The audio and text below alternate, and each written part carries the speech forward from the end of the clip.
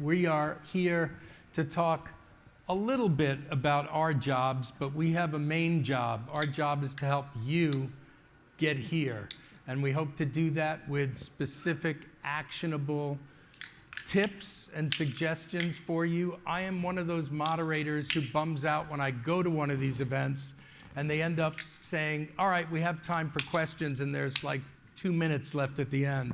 Hold on, we have to all open this at the same time, and then we have to do a shot. Okay. No, you go to these events and they leave like a few minutes left at the very, very end for a couple of questions. So we're not going to do that. We're going to try to take about maybe half of the time, and then with help from my timekeeper, we're going to save at least about 40 minutes for you to come up to the mic. We'll give you a cue when we're ready to go to Q&A, and we'll do our best to answer as many questions as you've got. So on this stage with me are some of the hottest companies in the game. I work as a headhunter. I've been doing it for 7 years.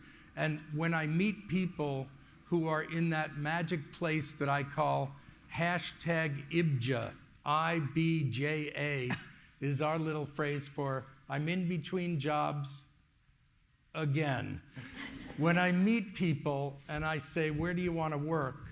The most common thing that comes out of their mouth next is Netflix, Amazon, Google, Roku, Spotify.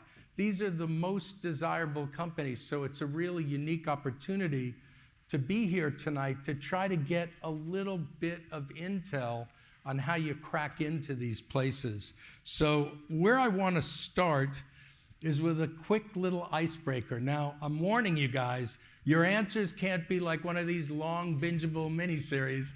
Your answers got to be crisp. What I want to know is, I want to know how you landed your first full-time job in media. How did you get it? So, for example, I was a college radio kid. I had a mentor. I was lucky enough to have somebody with a lot of experience really helping me. And one day she said, you should meet my friend Dave. And her friend Dave hired me, and that's how I got my first job as a rock DJ. What was your first full-time media job? My first full-time media job was at Nickelodeon. And it was at Nickelodeon Magazine. And I had been in magazines before for 6 years. And I had someone from Details magazine call me and say, I want to introduce you to the creative director at Nickelodeon. And the editor of the magazine had worked with my mom at Scholastic. So it was all connections. And she was really freaked out that Fran's daughter was interviewing with her for a design director position. And then that actually was the entry point into all my media stuff. Is that quick enough? Is that short enough? Great. And I predict we're going to see a theme, okay? This is my prediction. We'll see if I end up getting right by the time we get to Liz. It's always from somebody who you know who really cares about you. But let's see what happens. Hanna is at Roku. Hanna, what was your first cool full-time media job? Hey, everyone. How's it going? Good to see you guys. So I was at Hearst Magazines prior to Roku, and that was my first full-time media job. And I actually don't think it's through somebody I knew, but it was through trying to build connections as best as I could. I was reaching out to, I think, every recruiter that worked at Hearst Magazines, Hearst Television, Hearst Newspapers at the time, to the point where once I actually started at Hearst Magazines, recruiters that were already on the team were checking their inbox and found messages from me from like months ago that they had never gotten back to me by. So it just took one recruiter to get back to me and be like, okay, I appreciate the persistence here. Got the interview and officially, landed it and was there for a few years. But yeah, just a lot of reaching out and persistence for sure. Persistence. Take notes. I'm going to come back to persistence. Yes, Puja, everyone from nice, Paramount. So nice to be here. Thank you for having us. I used to work at an alcohol company. I'm Indian. Oh, I always do this. I'm Indian. I lived in India till about, I was 29. That's when I moved here. But in India, I used to work at an alcohol company called Seagram. Wasn't really loving it that much, but I went on the road with a band to try and launch a Scotch whiskey. I had so much fun. I said, I just need to work in media somehow. And I liked animals and I liked music. And at the time in India, there was MTV and National Geographic. I think Nat Geo didn't have anything open. And I just, I called somebody I knew in Mumbai, went to Bombay, crashed on the couch, and then interviewed at MTV. I did know somebody, so Rob, a little bit, but that's not kind of how I got the job, but through the process, I happened to know someone who knew somebody. But I took the job at, I think, 50% of the salary that I was making earlier, and crashed on couches for the next 3 years to live in Mumbai because it was a really expensive city. So that was my first job, MTV India, my first media job. I love a couch surfing Oh, yeah. origin story. That's Oh, good. yes. Liz is at Spotify. Liz, we knew each other back in the day at another cool company, but what was your first full-time media job? My first full-time media job was at William Morris in New York in the mailroom. I had just come from Los Angeles, moving to New York for my now husband who wanted to work on Wall Street. I was a lawyer. I had taken the California bar and moved here, took the New York bar, passed both, and really caught the bug and wanted to work in entertainment, coming from LA, of all places. Could have been a little bit easier. But I didn't really want to do it in LA. I wanted to do it in New York, where it was really about the art form and the community, and it was a little less about the power and the business.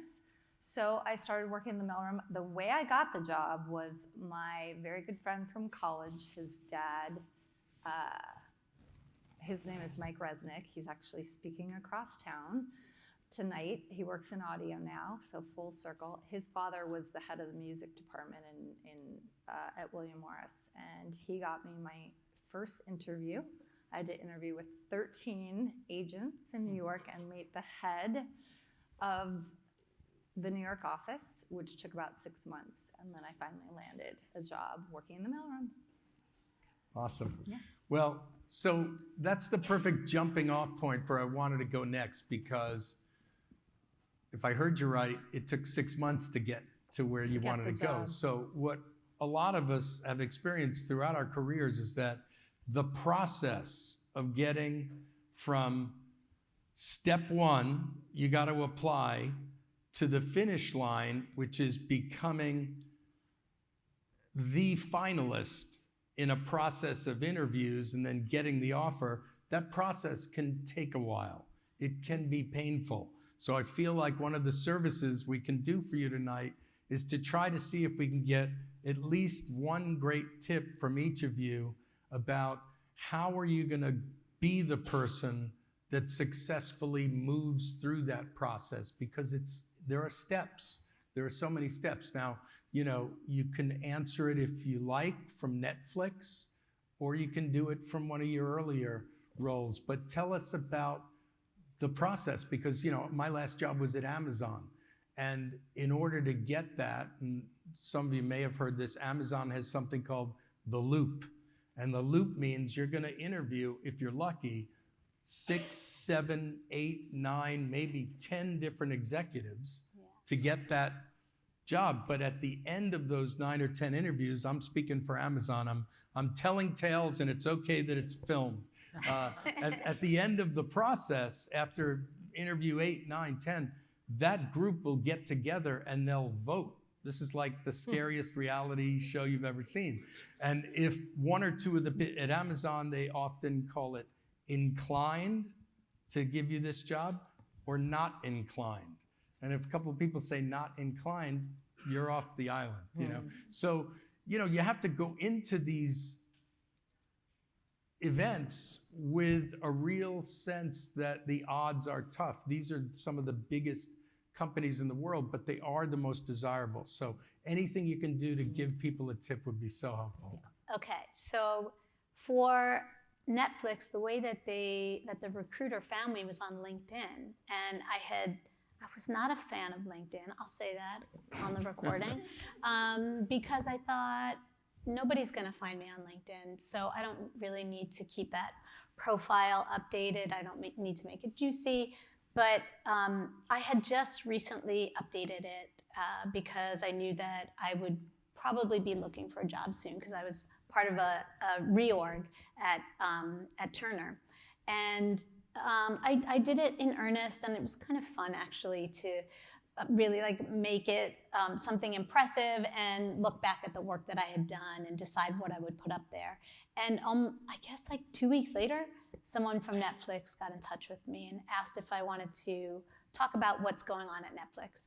And I didn't think that was a job interview. I thought it was a conversation. So I said, yeah, I'd love to talk about it. And I hopped on a call, and it was a great conversation. We talked a lot about the culture deck, which is something I had to read before I interviewed. And I thought it was just somebody telling me what Netflix was like. And so I was very open. I was very much myself. I wasn't trying to answer things the right way or answer things that I thought, answer the way that I thought they would want me to answer. And I think it was that approach, that sort of candid, relaxed approach, that actually got me to the next phase. And I love that. I mean, it's very hard to actually be that in the moment. If you tell yourself just be casual and candid and cool, then you're not going to be, obviously. But if there are things that you can, if you're asked to prepare for an interview beforehand, do the prep work. You know, I was asked to read this deck, and it's very long, very well written, and I had a lot of questions about it, and I had a lot of great conversation points that came out of that. The deck is focused on the culture of working at Netflix. Yeah. Yeah. And it's really well written. It's really interesting. So that actually acted as a great conversation starter for me. And the process is, there's a lot of scrutiny, I think, that's happening in jobs now. So you have to be able to know that you will go through a lot of interviews, meetings, talks, maybe even do a sample project. And I think if you're prepared to do that, and you know that the competition is really, really stiff, just sort of keep telling yourself that you're doing your best. And try not to take it personally if you are not inclined to get it. Is that what they say? For Amazon, Not inclined? Okay. That's so great. I really, really love your answer. And I just want to highlight two things that I heard, which we counsel all our clients on. You know, homework before you do these interviews is crucial. And then the second thing is rehearsing. You don't want to go into these things cold. So you want to get somebody that really cares about you and that trusts you and drill these questions before you get to the step of meeting these companies. How about you, Hanna? What was either for you, I'll give you an A or a B, Okay. either the process for you getting hired at Roku, or just more generally what people need to know if they're gonna go apply there? Yeah, that's a great question. I think the biggest thing about, I'm a recruiter, and I've also been a candidate too, and every recruiter that you're going to speak to has been a candidate too, so just like remembering that like people have been on both sides at the end of the day, but showing up to the best of your ability, similar to what you were saying, as your most true and authentic and genuine self is so important, because ultimately it really has to be a match. If I'm declining a candidate, it's never a personal thing. And being on the other side, having been declined as a candidate before too, it's hard not to take that personally, of course. But it really does have to be that genuine match. And if you feel like a conversation is being forced throughout an interview process, then, and you feel like you might not match up with the company, morally speaking, or kind of like how their culture is, then it's probably likely not the best fit for you. So I think it's just going into the conversation, going into the interview, knowing that as a candidate, I'm actually interviewing the recruiter too, and I'm understanding what is helpful about the culture that will help me improve in my career, what is really going to bring out my best self as a professional, and it really goes both ways. So not just seeing it as a one-sided thing where the recruiter's asking you all the questions, and just being confident and genuine, even if you have to fake it till you make it. I mean, I feel like that's how I've gotten through a lot of my best interviews, is just faking my confidence until I make it is half the time. So. Thank you. Puja, I'm going to tweak this question a little I have so bit. many things to say. Sorry? I have so many things to say. I'm coming to you with the same question, but I'm going to give you a little curveball. Ready? I'm going to curve into it. Sure.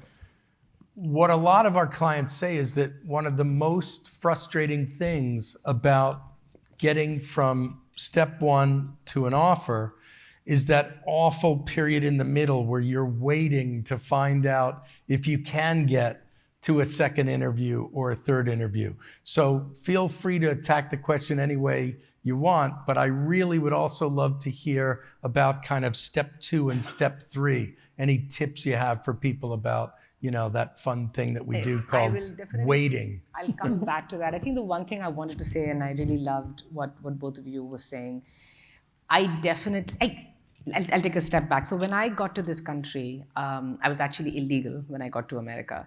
I came as a student for a few weeks. I dropped out of school. It was too expensive for me. And then I was illegal for a couple of years, and I was looking for work. And I think I had 48 or 49 networking interviews before I got my first job.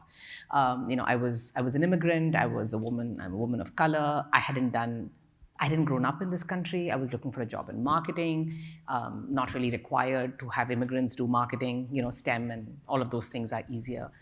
So I think, I'll go back to the theme of persistence, because you talk about your confidence getting, beaten down when you are poor and have no money to take, walk into a Starbucks or it was really, really hard. And for most part, I think some of the things I learned in that time were persistence. Do not give up. Really try not to take it personally. One guy who eventually got me my job, I was so persistent with him. I tried to talk to him for 3 months. All I wanted was a time just to talk to him. And you hear about networking interviews. They are really important because you're going in without pressure. You're not going in to look for a job. You're going in to say, can you give me some advice? Tell me about your journey. This is what I'm interested in. And everybody loves to talk about themselves. And go into those interviews with a list of questions about them, do all the prep. I would look up everything I could, and always leave that meeting with 2 more names, right? Are there 2 other people that you think I should talk to? And that is how you expand your network. Never go in asking for a job, because if you ask for a job and there is no job, that's the end of the conversation. And your goal is to have a 30-minute conversation. So this guy, Richard Chamberlain, he had no time for me. 3 months, 6 months, 9 months, no. And I would every month, hey, I'd love to just talk to you.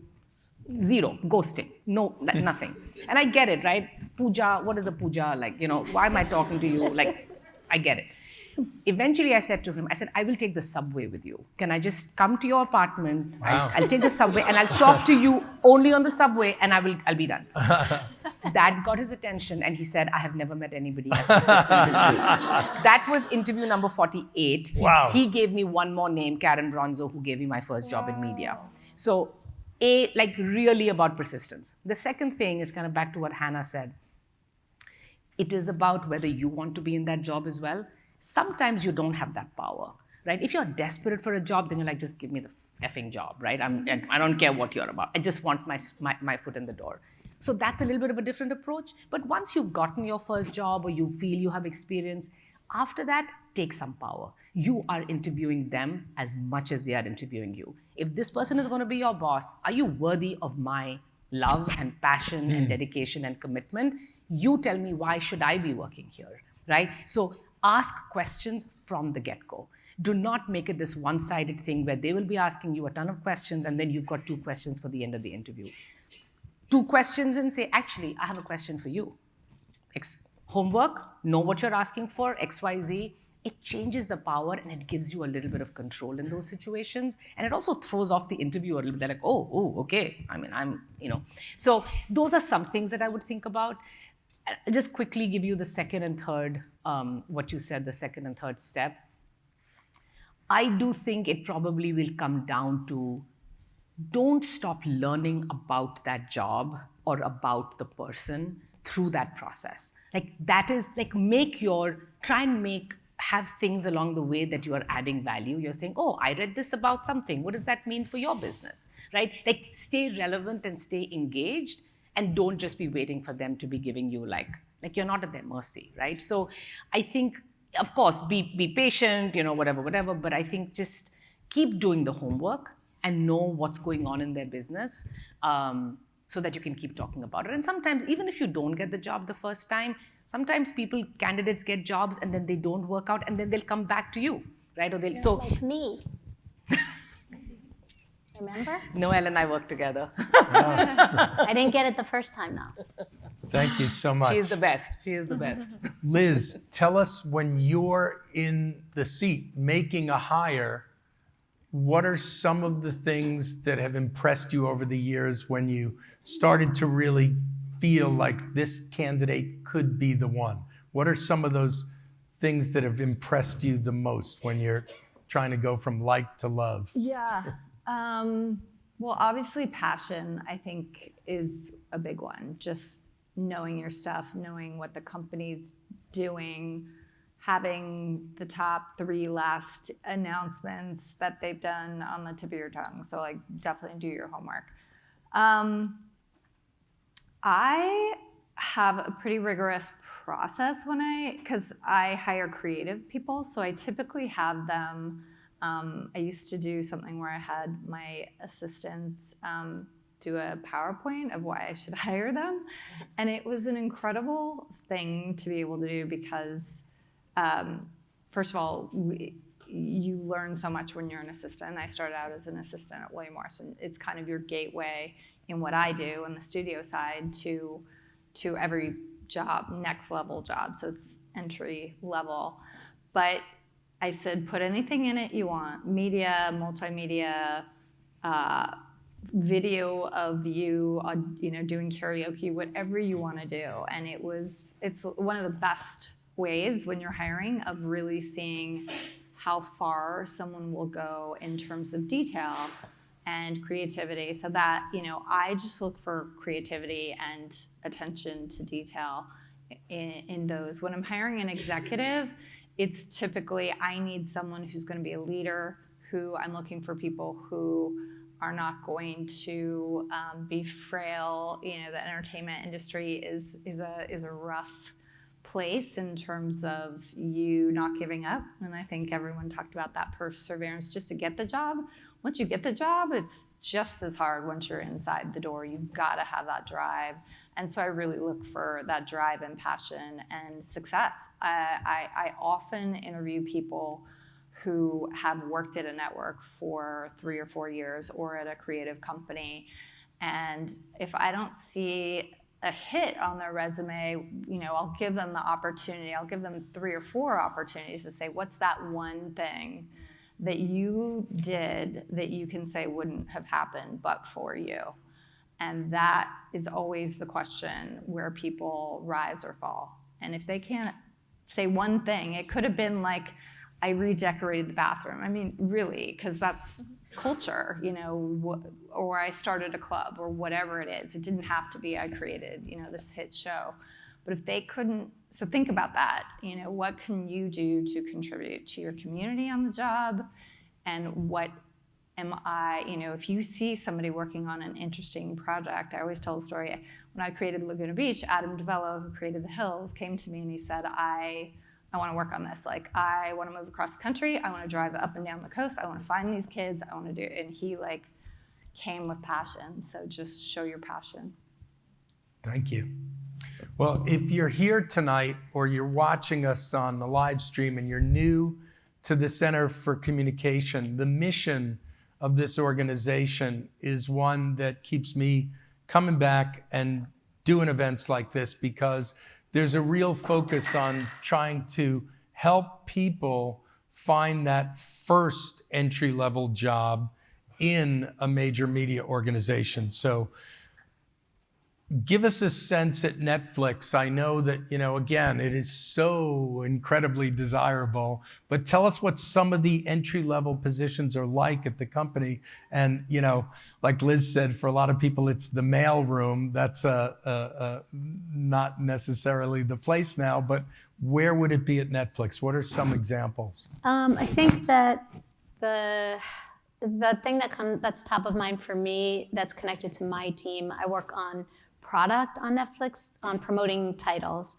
So the artwork that you see and the trailers that you see, I work with teams that create those. We have production coordinators that are crucial to the work that we do.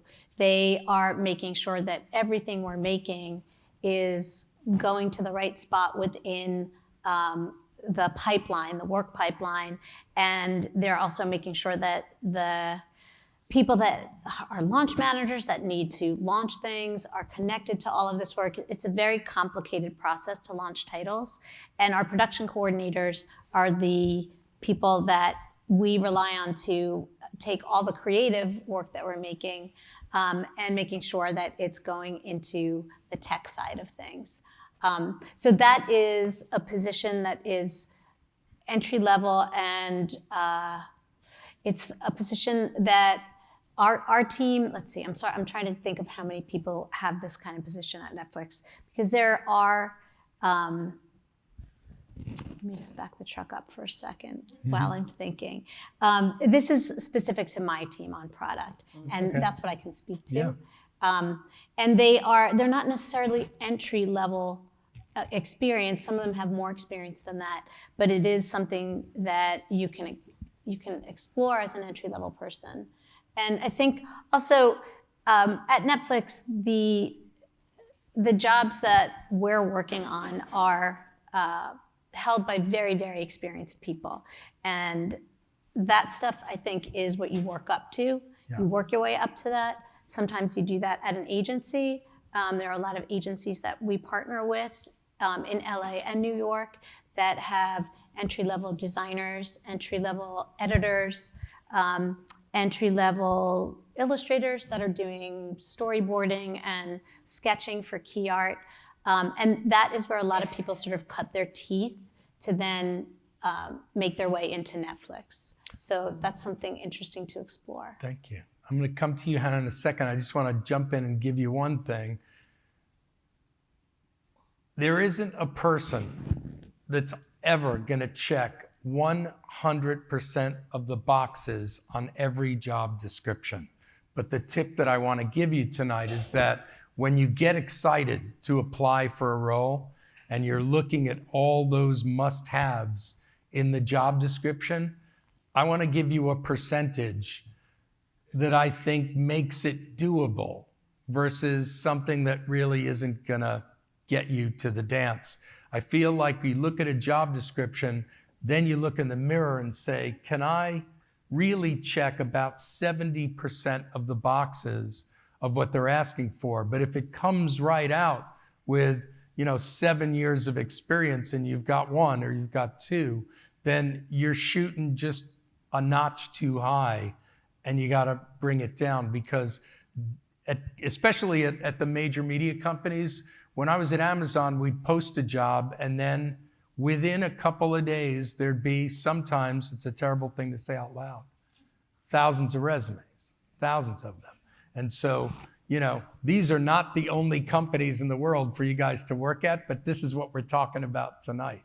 So if you're at one of these majors, I just want you to remember the kind of 70% rule if you're going to apply. So at Roku, yeah, please jump in. Just amplifying what Noël said, which is I think really important. There's so many people that call me or are interested in jobs in media, and really these big names seem really sexy and shiny. But to Noël's point, often folks that have started, who are at Netflix at entry level, already have experience from other places. So think about in companies that are adjacent, and cut your teeth there, because they will not be getting the thousands and thousands of resumes that you talk about, right? So think about your industry that you're interested in and say, who are the vendors, who are the agencies, who are the other providers, who does that, and talk to people in those industries to understand, what agencies am I looking for? But much easier to get into something that's not as sexy sometimes. And remember, your career is a huge journey. It's not, the first job is just the first job.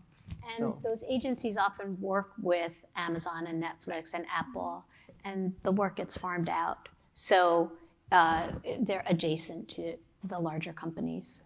So Hanna, at Roku, I know you mentioned to me before we came out that there is a recruiting team that works specifically on early stage positions. Give us a couple, 3 examples of what an early entry-level role is called at Roku. Yeah, so I know right now I believe we have a few advertising operations associates that are open jobs on our Roku careers website, so I would check those out. I don't believe there's any requirements in terms of years of experience going into that.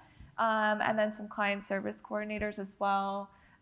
Sales planner roles too, that's working on kind of creating a media plan before it launches into a campaign. Those are maybe 2-ish years of experience, but the other 2 I mentioned are like straight out of college. We do see a lot of entry-level talent just coming through for those like associate and coordinator level roles. So Thank you. yeah. Puja, how about in your world? What are these jobs called? Yeah, at Paramount right now, I think it's a tough time because we've gone through, we are going into a merger with Skydance, so hiring is not really, I think.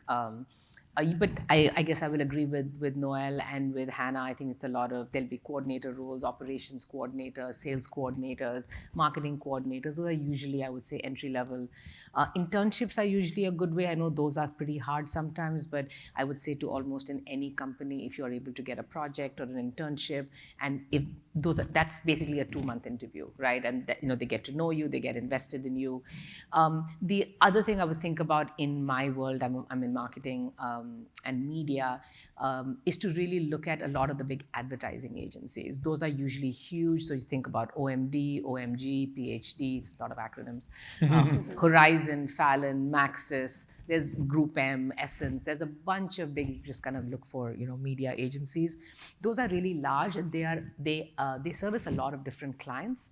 And they usually have a lot of openings, and they often have a lot of seasonal work as well. So I think those are really easy ways to get into the business. And once you get those names on your resume, you then stand out more, when you're applying. So again, I think that's the way to go.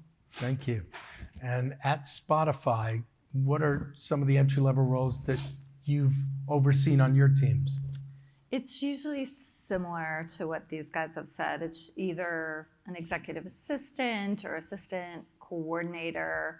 We are so multi-pronged, much like Netflix is, in that we've got engineers, marketing teams, music marketing teams, the labyrinth of people in marketing. There's a lot of opportunities in other areas. In our roles, in studios, it's a little bit harder. I'll admit, it's people who have worked. We're typically looking for people who have experience, who are bringing production experience to the table. But there's PA jobs, there's freelance jobs that are ways in, and assistant jobs. And then traditionally, I always tell people on the TV and film side, it's PA on a film set or a TV set, an assistant job at a studio or the mailroom. So. All right, get ready, because we're going to come to the audience in just a little bit. I have 1 or 2 more questions. The next topic I want to get to are the dreaded selling tools, these lovely, lovely, lovely documents called your resume and your LinkedIn. And I want to ask the panel about it, but here's what I've learned as a headhunter for the last 7 years. We are all under some form of mass hypnosis. I don't know who started it, but somebody started a process where almost every cover letter, every resume, and every LinkedIn I see was all written by the same single robot. I'm going to perform for you now. I have X years of experience and a proven track record of success with a demonstrated ability at using words like proven track record and demonstrated ability. Why these are all the same in a world where, and you said it earlier, you're trying to stand out and be yourself. So I just want to ask you all how you weight these resumes and LinkedIns and cover letters, and can you inspire people, as I'm trying to do with my loaded question, to take some risks and really bring your personality out? I think people are, I'll get off my soapbox in 1 sec, obsessed with algorithmic robots and search engine optimization, and it's creating this world of sameness in all the resumes and all the LinkedIn. So anybody that wants to grab that, grab it. I'm happy to chime in. Okay, Hanna.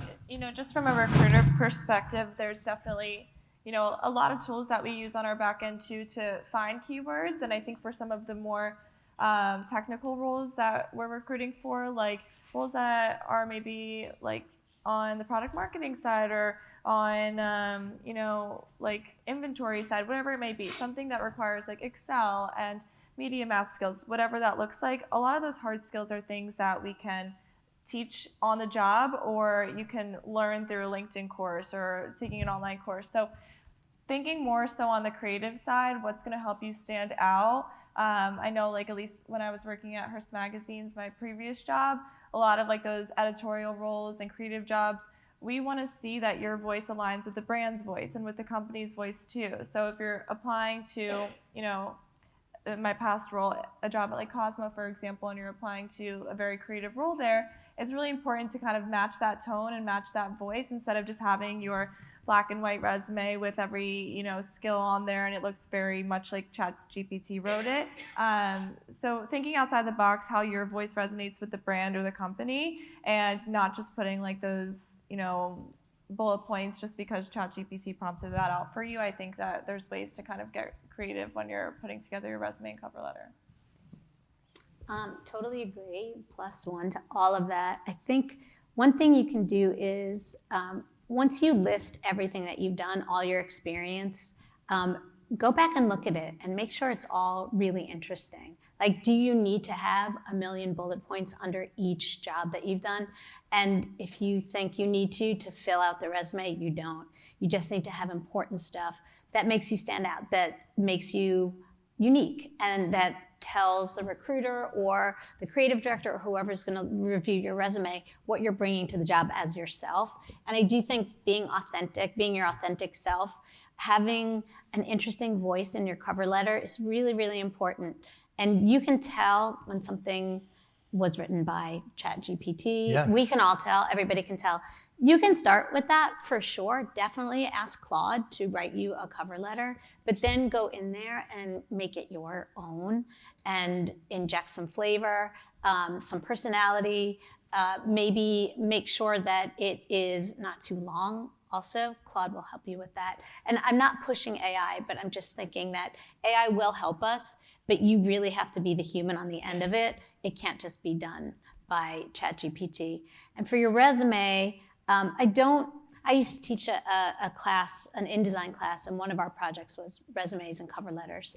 And in those days, this was in the olden days, it was here at Parsons, we worked hard to make them look amazing, and they were impeccably designed and really gorgeous. And now I think that's very much a thing in the past, and you can make your resume in Google Docs, which is easy to share. It's easy to copy and paste that into your job applications. There's nothing wrong with that at all, but it should be really well written. That's the thing that you need to do if it's not going to be a gorgeously designed piece.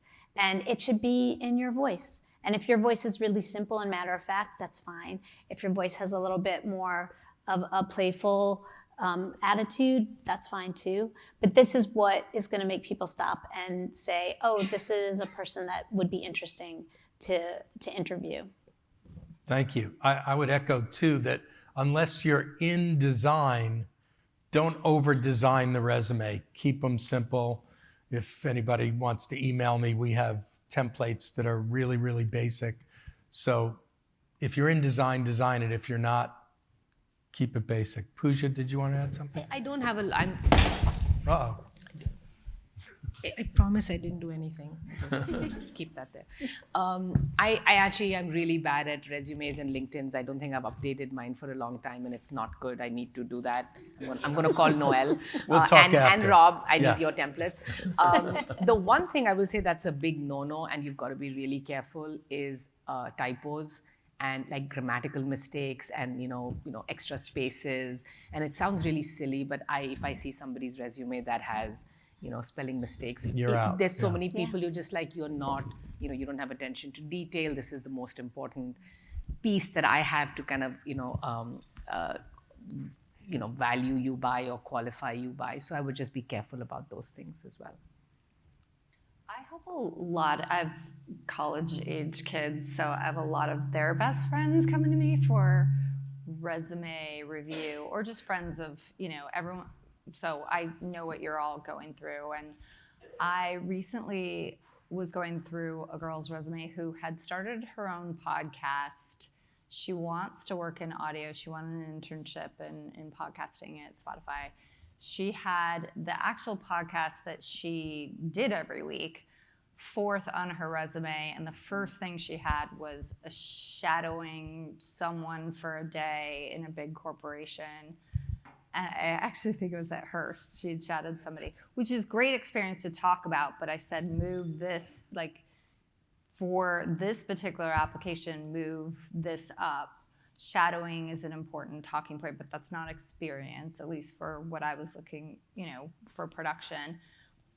And she was about to quit her podcast. She's like, yeah, I'm a senior. I don't think it's important. I'm like, no, you're gonna keep doing that, and you're gonna do it more, and you're going to book the head football coach. Like, what's big at your school right now? Like, book the head football coach. So, like, really also think about what it says critically and for the job you're going for. Thank you. All right, we're going to come to you guys for questions in a minute. They've asked me to ask you, if you have a question, to line up here at this one microphone that we've got, and I'll call on you guys one at a time in a minute. So while the brave get brave, I'll ask one more key question. Someone said the word earlier, it may be the most difficult word in this game, and it seems like it's getting worse. Ghosting. It's painful. It is painful. And so I would love for anyone to give us all a little bit of optimism and confidence on a job search. And before you go, I'll tell you a quick story, because it blew my mind and changed me forever. One of my closest friends is also named Rob, and Rob was stuck out of work, and he was having a really hard time. So he called me, it's about a year ago, and he said, there's a job. I'm perfect for it. Do you know this guy? And I said, yeah, I know this guy. Will you help me? I said, in a minute. And I started secretly rewriting his resume and his cover letter, and I was ready to win from my buddy. So we sent it all in to the hiring manager, and a couple days later, he wasn't ghosted, he got back an email. And the email said, thank you very much for your package. I'll be getting back in touch with you in 6 or 7 weeks. And Rob called me almost in tears. I got furiously angry at the guy and said, how could he say that? It's a posted job. About 10 days later, Rob called me and said, you ready for this? I said, what? I'm not going to say the person's name, but he said, I talked to a friend of his. He has a brain tumor. And guess what happened? In 6 or 7 weeks later, he emailed my friend Rob and said, thank you so much for your patience. Are you available Thursday between 9 and noon or Friday between 4 and 6? Now, there isn't a Hollywood ending to the story. Rob didn't get the job. He was interviewed, and the gentleman who survived the brain tumor hired another person who was a former employee who was willing to come back. But the story changed my life. It made me less angry. It made me less judgmental about why are they not getting back to me. So anybody want to jump in there? Because this is the most frustrating thing about a job search. Yeah. Right? You had something to say. I was just gonna say, there's a million reasons why a recruiter might not be getting back to your initial application or even after a phone screen. And I don't necessarily think it's right not to close the loop, but there could be, a restructuring internally. There could be a change in the reason, like the job's not open anymore. So it's just really important to never take it personally because you don't know the reason that you're not hearing back. It's not always about you necessarily. Yeah. And remember the rule of 3 too. So what's today? It's Wednesday, November 13th. So if I apply for a job today and I get crickets, I go into my calendar, and on Wednesday, November 20th, I'm going again. And on Wednesday, I guess, is that the day before Thanksgiving? Maybe. It might not be a great day. But on week 3, I'm going again, okay? With a little bit of a different spin. And then after 3 strikes, I'm moving on to the next company. All right, so we're going to do as many of these as we can. May I add Go ahead, 2 Puja. things? I told you I have a lot to say about this stuff. But Bring it. The one thing I was going to say is, what did I say? Okay, one is don't get too caught up in this is the only job that's right for me. These are the only industries that are right for me, especially when you're at entry level. The world's your oyster. You know, you could move to Chicago, you could move to Austin. It doesn't have to be New York City if that's not where you're getting stuff back at. The other thing I would say is, well, two other things. One is a tactical thing. Try and send an email. So if Rob said, you know, the 13th or the 20th, try and send an email at a time when you know they're not bombarded with 20,000 other emails. Oh, I like that one. Right. Go for 8 a.m. Right. I'm big on 8 a.m. Right, 8 a.m. Not or on the like- weekend, not at midnight, Right. but I'm big on 8 a.m. You know, so but that like it's first in the First stack. thing, and don't do it Monday morning, because usually Monday morning, Yes, everybody's don't got do 1,000 Monday morning and don't emails, do Friday right? afternoon. Right. All right, we're going to get to all these amazing sorry. people. Go for it. So here's your job. Ready? You're going to be tight. You're going to be tight. Keep them quick, and we'll try to. Your job is to be tight with the answers. They asked me to ask all of you your name and either your school or your organization that you're from. And thank you for being first. What's your name? Thank you so much. My name is Preetha. I'm actually one of the event interns at Center for Communication and the second-year grad student at NY Steinhardt. All right. So what I've noticed is post the pandemic, there's this phenomenon of transnationalism, which kind of considers an audience's linguistical, communal, and geographical background, giving more onus to what kind of content an audience wants to see and hear, what kind of relates to them. So I wanted to know, how has this phenomenon of transnationalism translated into the recruiting process at various streaming platforms? Who wants to tackle that? I mean, we do work from anywhere. So I'm so lucky I work we have a little bit of geographic limitations, but yeah, I would say we're completely lucky that way at Spotify, work from anywhere. So there are certain roles that you have to be where you are, but Same thing at Netflix. We have a lot of remote work. And Was your question also more about, like, are content companies looking at employees to see where you're from in terms of what content they're producing? Yes, because for example, let's say at Netflix, most probably a series like Nobody Wants This would maybe not work in an Indian demographic, but an Indian Netflix series like Sacred Games would not only work in India, but also in an American landscape. so you're talking about how content travels, Yeah. right? Okay. I think it's storytelling. I think it's good storytelling. Good storytelling travels, right? And I think that there are certain things that are for local audiences. And I think we sometimes don't know what's going to travel. We didn't know that Squid Game was going to be this worldwide phenomenon, right? And so I think, I don't know. I mean, I've been in this business for many, many years, and I don't know if we know what's going to do it. I don't know if we've cracked it yet, but I think that's part of the fun, because we're going to keep on trying. All right, thank you. Thank You're you. up. Oh, thank you very much. I was just gonna lean. Hello, I'm Asher. I'm a recent graduate of the Maine, New York post-production program, and I had a marketing question for Puja and Noël specifically, but anyone who wants to answer. Now that marketing is very diverse with TikTok, et cetera, and we're often trying to get to the bleeding edge of the trends and the different forms that everything is taking, and perhaps those innovations are not happening in-house, and you're looking for new people, where I feel the most advantaged because I'm young and perhaps hip and all the words. When you're looking for people who understand these new forms of advertising, of marketing, are you looking to agencies? Are you looking to freelancers? Are you finding people? Because people online, many of your companies have beloved libraries of film and TV, and they give you voluntary advertising. So do you look at those people? Where are you looking, and how can someone best? All right, I'm going to ask Puja to do it, and let I'm gonna you save pass for the on next. that one. Yeah, save for the next one. Puja. I would say, actually, I think it's a great question. I think agencies are the best way to start. They tend to take a lot more risks. You will actually have a lot more fun because you'll have a lot more people your age.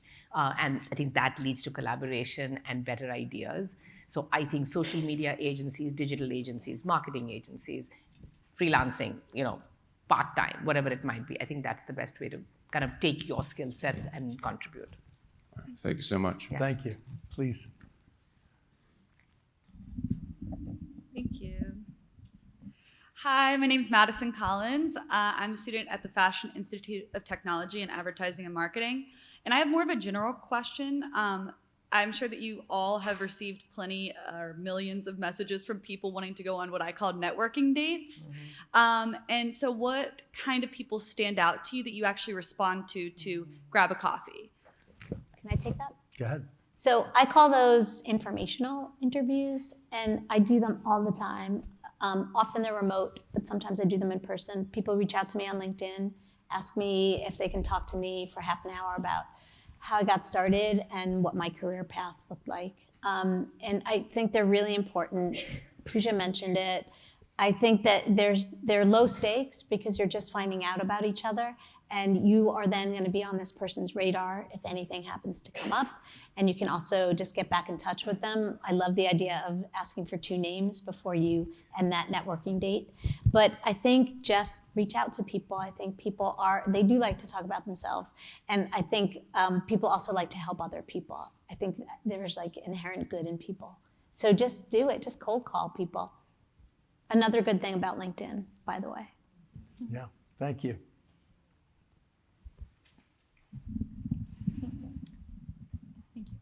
Hello, my name is Rachel Schleider. I'm also an advertising and marketing student at the Fashion Institute of Technology. And I want to start with one of my favorite quotes that I've heard is that you're not supposed to be afraid of AI taking your job. You're supposed to be afraid of the people who know more about AI than you do. So my question was, how has AI integrated into company culture and workplaces? And is there a big stigma around it, or are people, usually more open to using AI in the workplace? Who wants to take that? Oh, no, I'll add. Yeah. I have to say I need to be a lot more positive and a lot more curious about AI than I am. I'm scared, not of it taking my job, but I'm just scared of what it might do. I will say, though, there is so much excitement around AI that if you are, back to your point about take the initiative, do something, do a project, show that, and that's what you use as your way in. And often it should be about productivity improvement or, or creativity or better targeting, better audience work. I think it actually will allow you to stand out a lot more because companies are hungry to learn and people don't have the time to learn, when you're working at a full-time job. So I think it's very, very positive. I would add that, as you said, if you're not learning it or learning how to use it, you're probably going to be behind. And I remember this happening when, Facebook came on, Instagram came on, people were like, oh no, that's not the way I want to communicate to anyone. And if you look where advertising is with Instagram now, like we're all using AI and we don't even know we're using AI. Like the autocorrect on your text is AI. So it's whether you want to be behind or ahead. Where it gets into an actor's voice and image, and we're very protective of that. But I think I'm answering as a human, not on behalf of Spotify. My opinion is if you're not learning the craft for your particular job in marketing, using Grammarly to review your a letter you've written, it's all AI. So I know my daughter's a cinematography major at a film school on the West Coast, and they're using AI for camera lenses and focus and everything. We were just talking about using an old camera, but the technology is allowing you to zoom on it, so you don't have to carry 7 lenses now. So there's improvements, but there's a line, obviously. I mean, we interviewed Sam Altman, and the worst case scenario we all know of, like, that our brains will be taken over, but I don't think that's going to happen soon anyway. Next question. Thank you very much. Oh, thank you. Can you all get in height order? Just kidding. Right? Hi, thank you guys for being here. My name is Brittany Carity, and I'm a freelance software engineer who graduated from USC. I'm here because I wanted to know more about the tech side with you guys. So how do data insights support or influence your work, and how do you guys work with software engineers in your role? I can take that. Thank I you. was going to say, and I'm glad you asked the question. Congratulations, great degree. It is a superpower. I think data science, data insights, being able to read stats, being able to tell a story around data is, I think, such an important skill. Every element of my job involves data insights, and I kick myself every day that that's not what I went to school for. It helps creative, it helps audiences, it helps media, it helps almost every angle. So I would say lean in, go deeper, get really technically savvy as much as possible.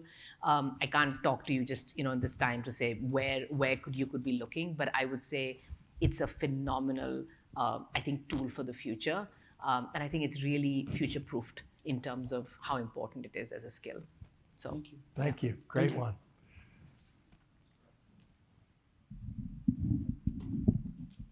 Hi, my name is Juanca. I study film at Columbia.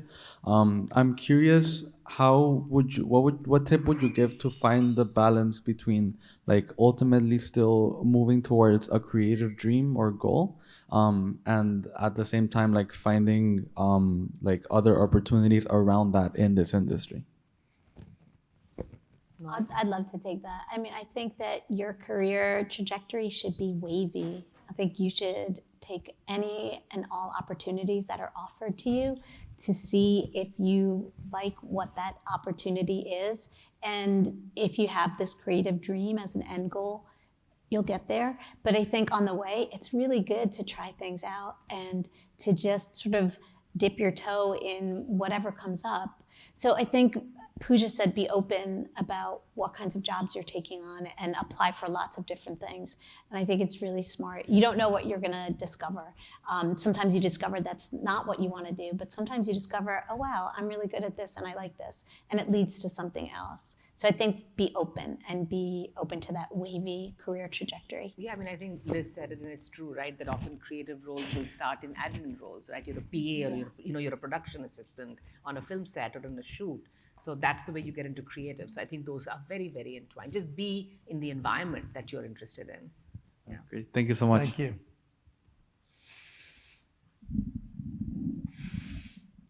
Thank you. Hello, my name is Sayima. I'm a media management student here at the New School. I have very specific and quite boring questions, so sorry. I'm an international student. We have like OPT start date. And if it's mid-March, what date in advance would you like advise to apply? Is it a good idea to do it now or like 2-3 months in advance? You're graduating in May? I'm graduating in December. Oh, in December. So you're wondering when to start applying? Yeah. I would say wait until you graduate. Okay, got it. Because you don't, I mean, yes, sometimes things take a very, very long time, but sometimes they don't. And if you get an opportunity, but you're still in school and you can't take it, that would be, I think, really disappointing. Mm-hmm. So I think start when you're ready to work. Okay. I don't know if everybody here agrees with me. Yeah. It's a good question. Thank you. You guys are asking very good questions. Yeah. First of all, thank you so much for being here today and sharing your insights. And then Pan Hu from Fordham Gateley School of Business studying Media Management Program. And my question for you today is that like we're actually in a very interesting media space right now recently, since all of the mergers and acquisition happening right now. And as someone who are like still pondering about which specific area to go into media industry, do you see like any future trends, or do you see any areas that within media industry or like combining with tech that has like a huge potential, and can you share that with us? Thank you. I can take that. I guess it's similar to what I said. I do feel that data analytics insights is something that is one really good way to get in, and you can go to almost any department. You could be in finance, you could be in marketing, you can be in research. So that is a particular area. I would say that, and then I would say, digital marketing, media buying, those also are kind of future-proof, because that is something that the industry will evolve, but it's very, very important how to spend money, how to make the best decisions. So I would say those areas to me are the most valuable, I would say. And I'll just add one quick thing about the top of your question. In this past year, almost the last two, a lot of the biggest major media companies are going through these mergers and acquisitions. These are really difficult experiences that impact a lot of people. And because the companies are so well known, they get a lot of press. And when the press comes out and there's a lot of layoffs at major media companies, it really sends a lot of fear out into the minds of job seekers. So it's important that if you're on a job search, to make sure that you're creating a long list of potential companies. And don't just put these guys on it. Look at other companies that are maybe, just right-sized a little bit, because the mergers are difficult experiences. When a company goes through a merger, sometimes it'll take almost a year and a half for things to settle back down, the layoffs stop, and then they start hiring again. So they're not red flags, but they're yellow flags. All right? Please. I think it's good. Oh, okay. Hi, This guy guys. loves his job, by the way. Yes, I appreciate him. I do. Hi, guys. Thank you for being here. My name is Miriam Haidara, and I just graduated from Boston University with my journalism degree. Cheers. So I'm very grateful that I've been able to have diversified professional experience from broadcast productions at radio stations, TV stations, and digital marketing for more smaller sensors. So my question is if you have any advice regarding sort of the necessity of defining my job search more tightly, because I feel like I've done all the things, refining resumes, having people look over my cover letter, and just to kind of give me some insight about what further steps can be taken, like in terms of if I need to be more specific and where I'm stretching my net out. Let me just ask you a question about your question. Yes, of course. So I think I'm going in the right direction, but correct me if I'm wrong. Will do. I think for all of us, it's really important at the top of LinkedIn, under your name and your photo, to say who you are, and to say it in the fewest vowels and consonants, because what a lot of so-called LinkedIn experts do is they say to put all these words under there. They say proven, marketing, expert, creative, interdepartmental, and there's again this obsession with algorithmic robots. But under my photo and my name on LinkedIn, Headhunter, that's it. So I want to encourage people to not play this game that I sometimes call butcher, baker, candlestick maker, because the thought process is, well, I can do all three, and now I've increased my odds threefold, but the bakery is only looking for a baker. So it's really important to look at yourself, look at your experience, look at your desire, and say, no, I want to be in production, not production and marketing and data analysis, because the marketing company is going to look at you and say, well, which is it?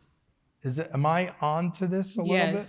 Yeah. Yes, precisely. You've got the power to make this choice, and you've also got the power to write that LinkedIn and write that resume. We call this the North Star, right? Headhunter, that's me. So you want the LinkedIn and the resume to kind of stay on that theme, as opposed to saying, I can do 6 other things. Okay? That makes sense. All right. Thank Good you. luck.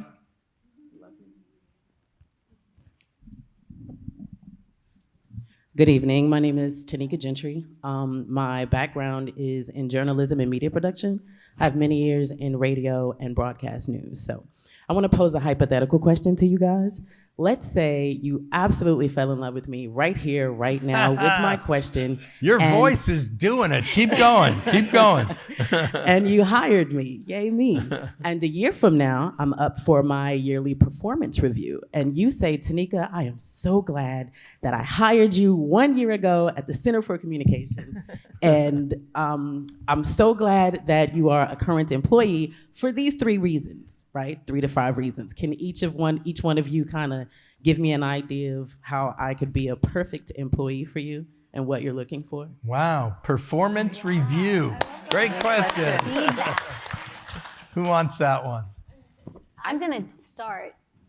The first thing I would say is you're great at communicating, and I would say keep on doing that. And you're also really engaging and compelling. So keep on keeping on with that. Do you guys, I'm guessing at your big famous companies, there are a lot of rules about you've got to sit down with your people once a year and do the review.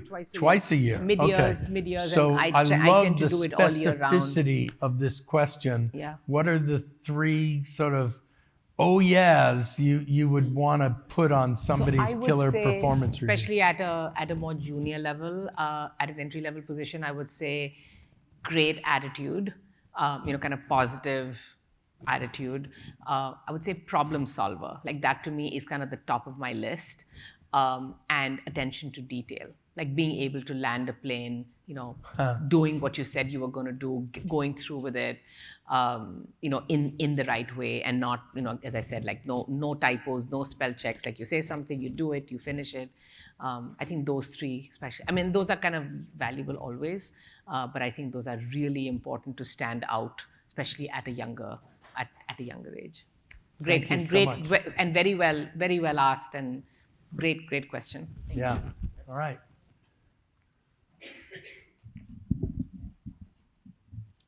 Hi guys, thank you so much for being here. My name is Naja Rajan and I'm a senior at FIT and I'm also an intern at HBO. So my question is more so in the perspective of a marketer. What do you consider, if you could answer in 1 sentence, the most unique approach that you guys used that helped you become effective in standing out in a streaming landscape that is becoming ever evolving, saturated, and more competitive? Standing out in their own careers? In their careers and their companies, if whichever way they relate to the question most. Cool question. Who wants to tackle that one? That's a tough one. Yeah, I don't work in marketing. That's a good one. I'm not qualified. I don't work in marketing, so I feel like. I would say, it's such a long answer that I'm going to keep it really top line, but I would say it always starts with great content and great creative. And, I love HBO so much. I still love HBO so much. And I think they have been pioneers in great marketing, but I think it started with really great content. And the other thing I will advise everybody to read, I read it today and it really was interesting, the marketing campaign for, I think it's called Long Legs or Daddy Long Legs. It's a new horror movie, and it's from Neon. And there was a great article in the Hollywood Reporter about how they marketed with very, very little money. And it's very rare for things to blow you away.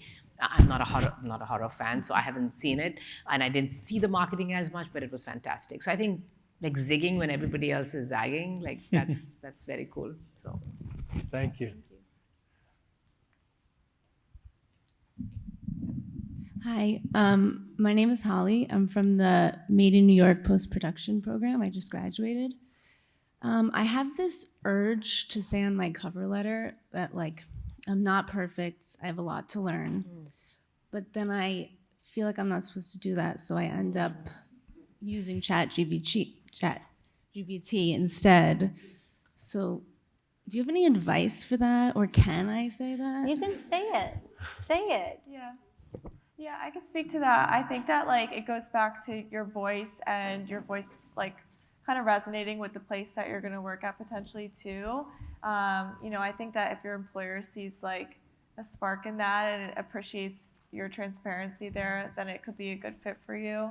But at the same time, none of us are perfect, and I would really focus in on your specific strengths, your superpowers, what's going to help you stand out in an interview process and what's really going to help you shine. So really honing in on that. But as long as you're being true to yourself, then I think that's great. I'll give you an answer that actually relates to Liz, because Liz and I have somebody in common, one of my bosses. And when Noël was as well at True TV, my boss was Chris Lynn. I had never met him before. I had my first interview with him. It's the only interview I had with him. It was for the head of marketing. And 30 minutes in, I said to him, I don't know if you want to hire me because I'm really difficult. And he was like, what do you mean? And I said, I get really passionate. I care deeply. I'm going to push back on things that I feel strongly about. And I'm not an easy employee. I'm not for everyone. And he will say to this date, that is the only reason he hired me. Because he had never met me before. He didn't know me from anywhere else. He says, who says that? I'm like, but I meant it. So I think that's back to Hannah's point about if it's authentic and you can back it up, and then you're also showing I'm self-aware. Here's the things I'm really good at, and here's the things I really want to learn. I think it's positive. Thank you so much. All right, we're almost going to get to you guys. We got to pick up the pace, but if we do, I think we can get it in on time. So please go ahead. Hi, I'm Katarina. I graduated from the University of Minnesota, but it's been a few years. I have a question. So I do more brand communications, a little bit of freelance, and then also volunteer with New York Wiki. And I was wondering about portfolios, something that I'm doing right now, kind of in the unemployment with a little bit of freelance work, is working on creative writing, things that I've published, trying to put it in a visual way, my photography. But I'm wondering how I can kind of sell that in an interview on my resume. Like, I have it written, but I feel like unless you're really interested, you're not going to really go to it. But it has more about me. It has things that I'm interested in, fun different things that I have done. This so I'm feels curious like about you. that. Yeah. Noël. Me? Yes. I thought so. So I have a quick question for your question. Yes. What kind of work are you looking to get? So I want to do either more like brand communications, a little bit of, I don't know, it goes back and forth depending on my mood, but I want to work with brands. I know, right? I want to work with brands either in their public relations or marketing, which I know is okay. So I think what you need to do is make sure that all of this stuff is relevant to the jobs you're applying for. It's interesting, right? It's interesting that you do creative writing and photography. Will you be doing any of that in the jobs you're applying for? If not, maybe it's not what you include.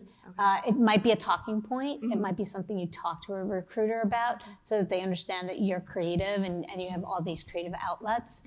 But I don't know if it's the kind of thing that is going to help you get a job or confuse people or just think, oh, she's not focused. I don't really need to know about all these different avenues she's pursuing, which I don't think they're hobbies, but it doesn't really, I think, feed your professional desires. Okay, yeah. Right? One of it would be like copywriting or blog posts that I've published, different things that I've done.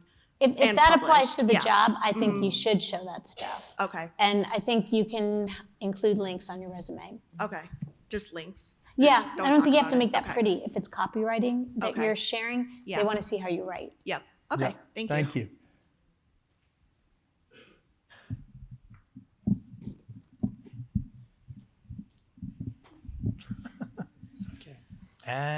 Hello, my name is Miles. I'm a recent graduate of the New School's Media Studies Division in Media Management. And I have a question. I was wondering, where do you think the streaming industry will be within the next 5 years? Wow, good one. Look at that, such a the good 5-year question. All right. I'm not answering that. I am not going. Who's brave enough? Oh, you're not going, I'm not going to Rob? answer. And Noel's not going? Anybody remember Vine? Just kidding. Okay, go ahead. I don't know. My hope is, as a consumer, I have no idea where it's going. I think there will be more consolidation because Netflix changed the rules of the game and has made it really unprofitable for all of the traditional media companies to make money. So that's why you're seeing the layoffs. You're seeing, constant mergers and conversations about selling. Peacock's talking about selling cable brands. Warner is talking about possibly selling or buying. So I think that will continue. But I think my hope is that there will that there will be a little bit more of a return to some of the smaller indie creative houses. I feel, as a consumer, I think we've lost HBO a little bit in terms of, the focus on creative. We lost Focus, we lost Searchlight, but I think more A24s, more Neons. I think just more of a return to craft, because it just feels it's become so homogenous in this race for volume. I think it's become, so many shows are just, they're okay. But there's such few shows that you feel are just sublime, and there used to be, I wish there was more of a fewer, bigger, better approach. But I think, again, Netflix changed the game, which is why there's so much content and everybody feels they've got to be putting out like a gazillion shows. So I'm hoping for a return to a little bit more craft and creativity as a consumer. Okay, thank you very much.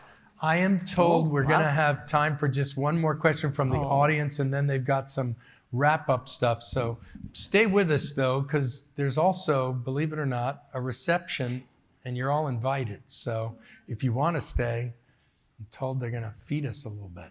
You got the last question. Sorry. Hi, I'm Julia. I'm an advertising major at Queens College, and I have a follow-up question about AI technologies that are becoming so prominent in today's culture.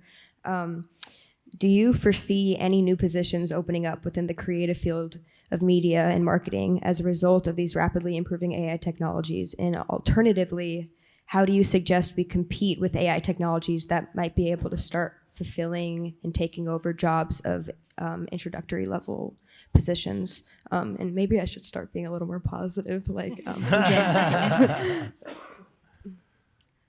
I'm no AI expert. I'm not answering that. I don't think that AI is going to replace entry-level positions. Yeah. I think you should learn about AI, and you should learn how to use it. And I think there are jobs that will ask that you know that, and that you are comfortable using AI as a tool. I think using it as a tool is what we all should do, and we should embrace it. And I don't think the machines are coming for us yet. I think that everything that AI is doing really does need a human touch. Yeah, that's what I was going to say in terms of just like creative roles, marketing, editorial, looking at that in the media space. There's nothing that's really going to replace like that human connection. So just staying true to like your own voice and everything, and being able to kind of represent that in any job that you do is important. Thank you. I really want to thank you guys for being so generous tonight with these answers. It's been